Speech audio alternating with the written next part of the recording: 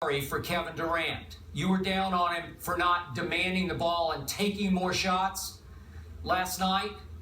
I feel sorry for him because, and I'm just going to say this again, Stephen A., he is stuck with Russell Westbrook. I'm going to say it again.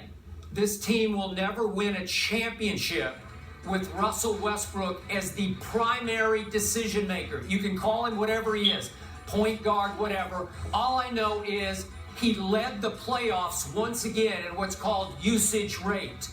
Russell Westbrook had the ball in his hands more than any player in all the playoffs, East or West. Russell Westbrook had the ball in his hands more than 34% of the time. And conversely, Russell Westbrook in the Western Conference Finals turned it over 31 times. That's the most in the last 30 years, or since stats were even kept in the Western Conference Finals. So that's as far back as the stats go. 30 years of stats, Russell Westbrook's 31 turnovers, most ever in a Western Conference Finals. Try to get that through your head. He's the primary decision maker, and when you need him to have a feel for the game, to do the right thing at the right time, to get a 13-point lead home, what happened? What happened with 6 minutes to go last night? They're up 13. Remember the very ill-advised three-point shot that Russell took on, a solo, just bring it up the floor, and he thought he could do his jackknife and get Iguodala to foul him if we can see that play. And the shot missed everything and somehow took the momentum out of the Thunder at that point. It looked like it was teetering on a blowout at Oracle. I don't think that would have happened, but it felt like that at that moment. Then what happened?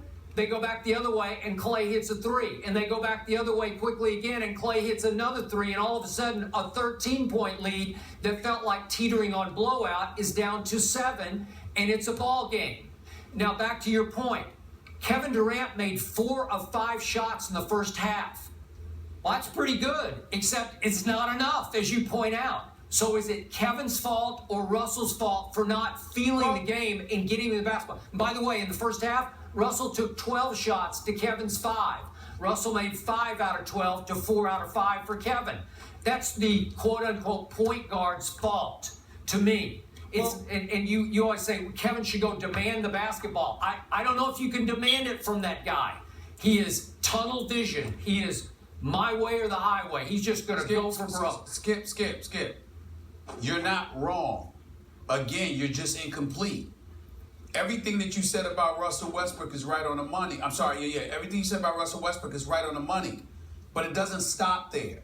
I am telling you right now, sitting there near courtside, Kevin Durant had plenty of opportunities to be more aggressive. He had plenty of opportunities to take the bull by the horn. There were plenty of instances where Russell Westbrook came up the court and called Kevin Durant's number and said, here you go. And Kevin Durant elected not to do much with it. And it harkens me back to a story. Let me tell you a quick story. This happened years ago. I'm covering the Philadelphia 76ers, and Larry Brown is complaining about Allen Iverson shooting the basketball too much.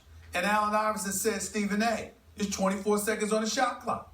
We got 8 seconds to get the ball past half court. That leaves 16 seconds. He said, I get a ball up to Aaron McKee. He'd give it to George Lynch. George Lynch gives it to Tyrone Hill, who gives it to Dikembe Mutombo. And somehow, some way, it gets back to me with about 5 seconds left. If I got the ball, Stephen A., evidently they didn't want it. What do you want me to do?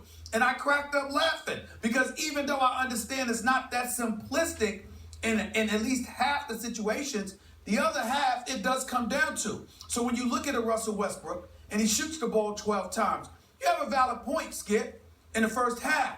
The problem is that that's not all that happened. Kevin Durant is a superstar as well. And Russell Westbrook has called his number on many occasions. And Kevin Durant, particularly off of Game 6, wasn't aggressive enough. So here's the conclusion that I have reached. Listening to you, watching the game, monitoring what's going on, I'll give you 1 or 2 solutions. Kevin Durant and Russell Westbrook either needs to part ways Sam Presti needs to find a way to go out and get somebody like a Mike Conley from the Memphis Grizzlies, who's going to be a free agent.